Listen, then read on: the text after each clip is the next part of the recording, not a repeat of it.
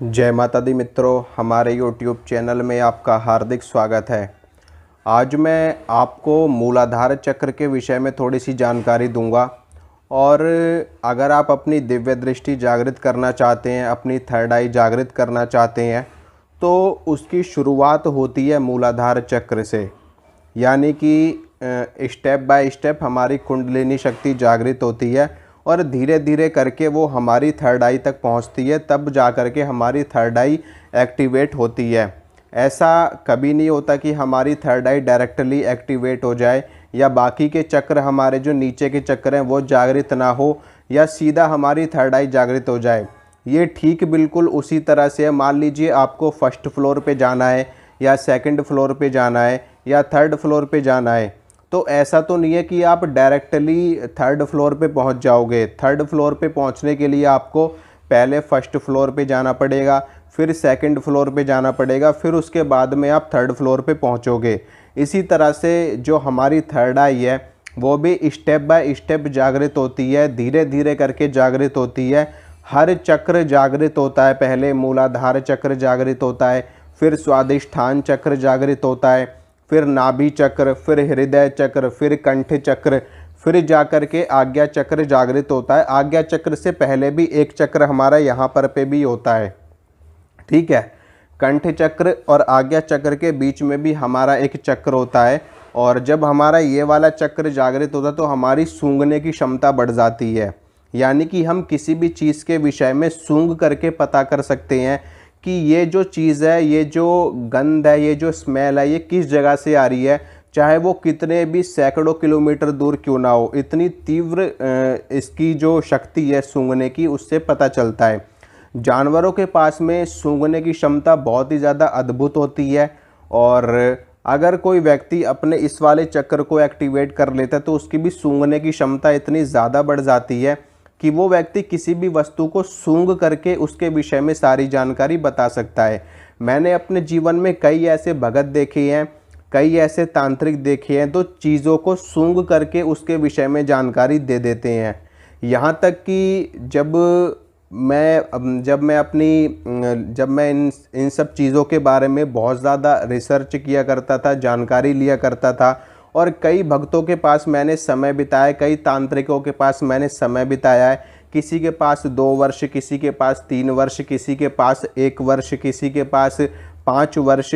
तो उनमें से कई तरह के जो सिद्ध थे, जो तांत्रिक थे, जो भगत थे, उनके पास से मुझे ये सारी चीज़ें सीखने को मिली हैं। और मैंने उनको देखा है कि जब भी उनके पास कोई भी ऐसी चीज़ लेकर के कोई व्यक्ति आता था तो वो सूंघ करके उसकी जानकारी दे दिया करते थे। विशेष रूप से जैसे कि घर की मिट्टी हो गई, आपको अगर ऐसा मालूम करना है कि ये जो मिट्टी है, इस मिट्टी में कोई भूत प्रेत तो नहीं है, कोई नकारात्मक चीज़ तो नहीं है, कोई तांत्रिक बंधन तो नहीं है, तो वो जो तांत्रिक होते हैं, जो भगत होते हैं, वो उस मिट्टी को सूंघ करके आपको उस मिट्टी के बारे में सारी जानकारी दे देते हैं कि जिस घर की ये मिट्टी है उस घर में क्या चीज़ है और क्या चीज़ नहीं है। यहाँ तक कि कई बार ऐसी भी चीज़ें सामने आई हैं कि आपने अक्सर देखा होगा ग्रामीण क्षेत्रों में, जो उत्तर प्रदेश के गांव हो गए, उत्तराखंड के गांव हो गए, या राजस्थान साइड के गांव हो गए, वहाँ पर आज भी कई लोगों को धन की प्राप्ति हो जाती है जब वो अपने घर में खुदाई वगैरह करते हैं, या कहीं खेत वगैरह में उनको गड़ा हुआ धन मिल जाता है, या इस तरह की चीज़ें बहुत आपने देखी होंगी। ये चीज़ें वाकई में होती हैं और वाकई में कई लोगों को प्राप्त भी हुई हैं। आप लोगों की जानकारी में भी ऐसे लोग होंगे। अगर आप लोग अपने गांव जाओ और अपने गांव में जा कर के आप अपने दादा से, अपने परदादा से, अपने दादी से, इन सब चीज़ों से अगर आप बातचीत करोगे तो वो आपको ऐसी बहुत सारी अनेकों कहानियाँ बताएंगी कि फ़लाने व्यक्ति को उसके घर में उसको सोने की प्राप्ति हुई, उसको चांदी की प्राप्ति हुई, उसको चांदी के सिक्के मिले, उसको सोने के सिक्के मिले। तो इस तरह की जानकारी आपको बहुत ज़्यादा सुनने में मिलेंगी और वाकई में ये चीज़ें रियल होती हैं। लोगों को खजाने की प्राप्ति हो जाती है, धन की प्राप्ति हो जाती है। तो ये जो गड़ा हुआ धन होता है, इसकी जानकारी भी उस जगह की जो मिट्टी होती है उसको सूंघ करके जो अच्छे तांत्रिक होते हैं, जो वाकई में सिद्ध होते हैं, जो वाकई में जानने योग्य होते हैं, बताने योग्य होते हैं, वो सारी जानकारी वहाँ की बता दिया करते हैं। ऐसा कैसे होता है? ऐसा उनके इसी चक्र के जागृत होने की वजह से होता है। तब चाहे वो शक्ति उनको किसी योगिनी से प्राप्त हुई हो, किसी यक्षिणी से प्राप्त हुई हो, या माँ आदि शक्ति भगवती से प्राप्त हुई हो, लेकिन ऐसा संभव तभी हो पाएगा जब या तो आप कोई सिद्धि प्राप्त कर लेंगे या आपका ये वाला चक्र जागृत हो जाएगा, तो आपकी जो क्षमता है सूंघने की वो बढ़ जाएगी। लेकिन स्टेप बाय स्टेप ये सारे चक्र जागृत होते हैं। तो सबसे पहले आपको मूलाधार चक्र को जागृत करना है, उसके बाद स्वादिष्ठान को, फिर नाभि को। तो आज मैं आपको मूलाधार चक्र के विषय में थोड़ी सी जानकारी देता हूँ कि किस प्रकार से मूलाधार चक्र को आप सभी लोग जागृत कर सकते हैं। देखिए, मूलाधार चक्र जो है वो हमारी कुंडलिनी शक्ति का प्रथम चक्र माना जाता है। और जो मूलाधार चक्र है ये इस चक्र में भगवान गणेश का वास माना जाता है। भगवान गणेश अग्र पूजा के अधिकारी हैं। क्यों हैं? इसी वजह से हैं क्योंकि मूलाधार चक्र में उनका वास माना जाता है। और ये जो हमारी कुंडलिनी शक्ति है ये माँ आदि शक्ति का ही स्वरूप है। आपने देखा होगा कि भगवान गणेश माँ आदि शक्ति के द्वारपाल हैं, माँ आदि शक्ति के रक्षक हैं। जब माता पार्वती स्नान करने के लिए गुफा में गई थी तो उन्होंने भगवान गणेश को अपनी सुरक्षा के लिए वहाँ पे उनको नियुक्त किया था कि कोई भी बिना मेरी आज्ञा के अंदर प्रवेश ना कर पाए, यहाँ तक कि कोई भी हो चाहे वो। ठीक है, तो इसीलिए भगवान गणेश यहाँ पर जो हमारी कुंडलिनी शक्ति है पूरी और ये जो हमारा मूलाधार चक्र है इसके रक्षक हैं। यानी कि सर्वप्रथम भगवान गणेश को ही आपको साधना पड़ता है अपनी साधना में। इसीलिए कहा जाता है तंत्र साधना में कि सर्वप्रथम भगवान गणेश के मंत्र की माला करिए आप, या भगवान गणेश का मानसिक पूजन करिए, या भगवान गणेश के स्तोत्रों का पाठ करिए, या भगवान गणेश की चालीसा पढ़िए। इसीलिए मैं भी आपको गणेश जी की स्तुति करने के लिए कहता हूँ, क्योंकि उनकी किए बिना आप आगे नहीं बढ़ पाएंगे।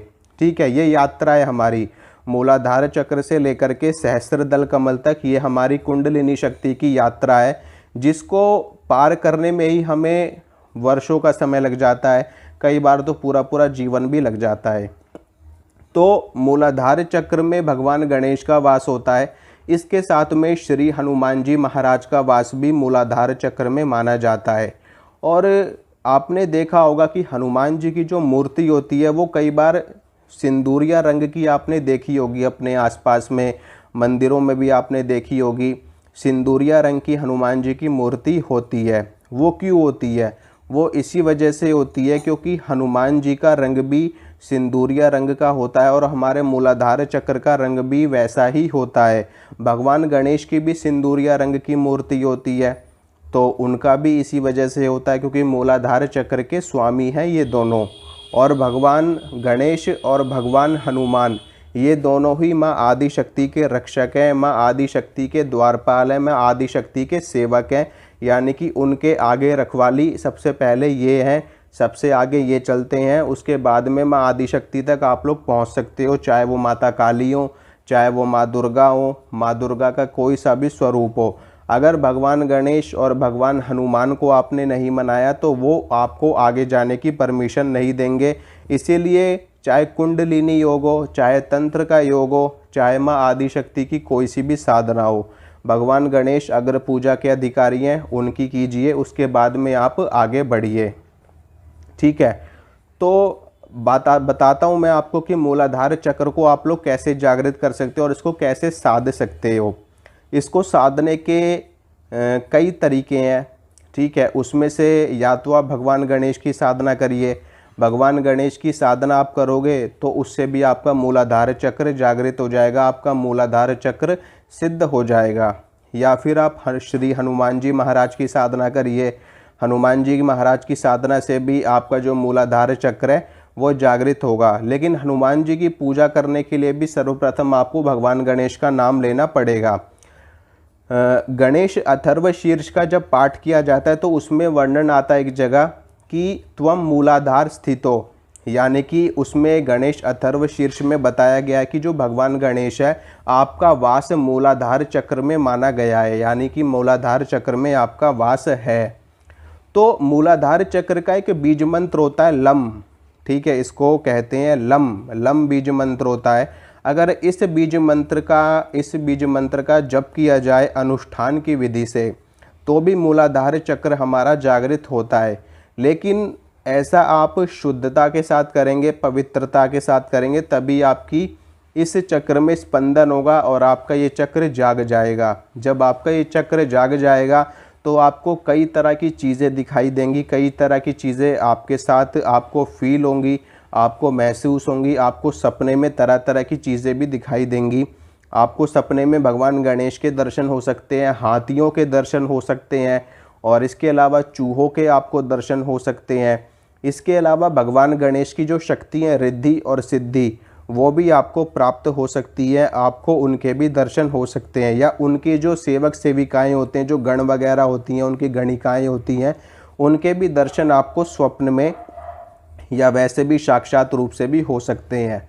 तो आपको करना क्या है कि सर्वप्रथम इस मंत्र का जप आप कर सकते हो। या तो भगवान गणेश का जो मंत्र मैंने आपको बताया, कई बार बताया, कई वीडियो में बताया मैंने आपको, ओम गंग गणपतये नमः, या तो अंगा पढ़िए या गम पढ़िए, कोई सा भी पढ़ सकते हो, कोई आपत्ति वाली बात नहीं है। ओम गम गणपतये नमः ये भी पढ़ सकते हो आप, ओम गंग गणपतये नमः ये भी आप पढ़ सकते हो। ठीक है। इसके अलावा हनुमान जी के मंत्र का जप आप कर सकते हो, ओम श्री हनुमतये नमः, या फिर ओम हंग पवन नंदनाय स्वाहा, या फिर हनुमान जी का शाबर मंत्र है उसका भी आप जप कर सकते हो, ओम हनुमान पहलवान वर्ष 12 का जवान, हाथ में लड्डू मुख में पान, आओ आओ बाबा हनुमान ना आओ तो दुहाई महादेव गौरा पार्वती की, शब्द साचा पिंड काचा फुरो मंत्र ईश्वरो वाचा। या तो आप इस मंत्र का जप कर सकते हो, या फिर आप लम बीज मंत्र का जप कर सकते हो। आपको लम का जप कैसे करना है, मानसिक रूप से करना है, यानी कि आंखें बंद करके और एकदम ऐसे, ठीक है, बिल्कुल मानसिक रूप से लम बीज मंत्र का आपको जप करना है, यानी कि lump lump lump lump lump lump lump lump lump, इस तरीके से। माला की आवश्यकता नहीं है, वैसे भी आप जप कर सकते हो बगैर माला के।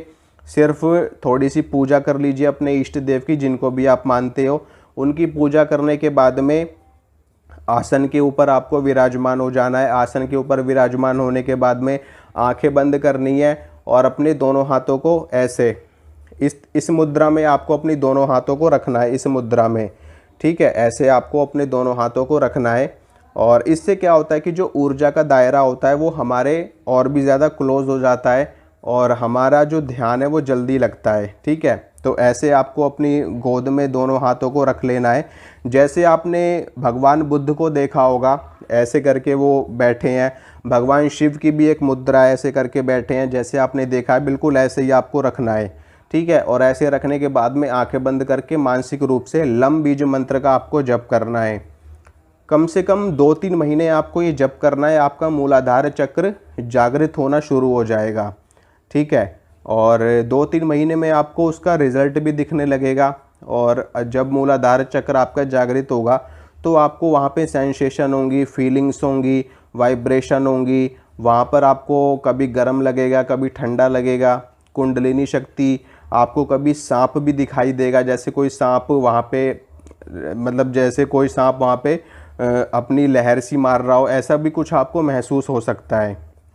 ठीक है, इसके अलावा साथ में इष्ट देव की पूजा आपको कंटिन्यू करते रहना है। तो होगा क्या कि जब कुछ महीनों तक आप इस बीज मंत्र का जाप करेंगे तो कम से कम जब ये बीज मंत्र हमारा 40-50 लाख के आसपास पहुंच जाता है, इस बीज मंत्र का जब जो मैंने आपको लम बताया है, इसका जब 40-50 लाख के आसपास जप हो जाता है तो मूलाधार चक्र आपका कम से कम 50-70% तक एक्टिवेट हो जाता है 50 लाख जप पे। और अगर आपने इसका 1 करोड़ जप कर लिया पूरा, यानी कि 1 करोड़ जप आपने लम बीज मंत्र का पूरा कर लिया, तो आपका मूलाधार चक्र जागृत हो जाएगा, पूरी तरीके से जागृत हो जाएगा। फिर उसके बाद में आपको इस चक्र की जो सिद्धियां हैं, इस चक्र की जो डाकिनी शाकिनी है, इस चक्र की, उनकी सिद्धि प्राप्त हो जाएगी और भगवान गणेश की भी सिद्धि आपको प्राप्त हो जाएगी। और फिर उसके बाद में जब आप ध्यान करोगे भगवान गणेश का, तो उनका दर्शन आपको हो जाएगा ध्यान में और वैसे भी। तो इस बीज मंत्र से आप अपने मूलाधार चक्र को जागृत कर सकते हो, जिसका रंग केसरिया रंग भी कहा जाता है और लाल रंग भी कुछ लोग कह देते हैं। लाल और केसरिया में मतलब सिमिलैरिटी है दोनों में, हल्का फुल्का 19-20 का फ़र्क होता है। ठीक है, तो ये आपको जप करना है, लेकिन इसमें आपको थोड़ी सी चीज़ें सात्विक भी रखनी है। ठीक है, अपने आप को आपको सात्विक रखना है। आपको कोई भी तामसिक चीज़ें इस्तेमाल नहीं करनी, जैसे कि मैं आपको बताता हूँ कि अंडा, मीट, शराब, ये सारी चीज़ें आपको नहीं खानी पीनी है। हाँ, प्याज लहसुन आप खा सकते हो, लेकिन अगर आप इस मंत्र का अनुष्ठान के रूप में जप करोगे तो और भी ज़्यादा आपके लिए श्रेष्ठ होगा। तो आपकी जो एक कुंडलिनी शक्ति है जागृत होगी। इसके बाद में कल मैं आपको स्वादिष्ठान चक्र के बारे में बताऊंगा, उसका जप आपको कैसे करना है।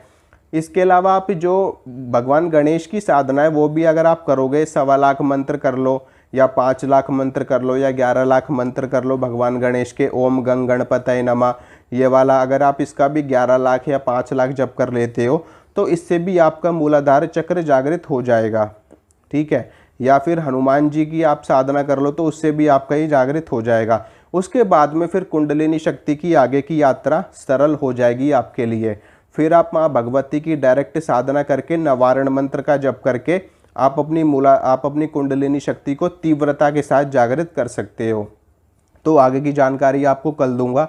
ठीक है मित्रों, वीडियो को लाइक कर दो, वीडियो को शेयर कर दो, चैनल को कर दो सब्सक्राइब। मिलूंगा आपसे अगली वीडियो में। जय माता दी।